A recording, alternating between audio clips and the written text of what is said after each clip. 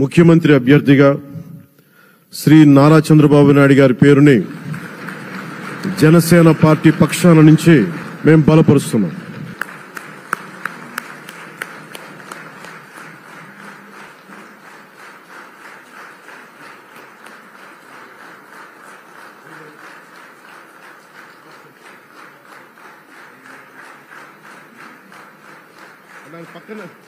ఇది నేను ఆయన పక్కన పెట్టుకుని చెప్పాలి.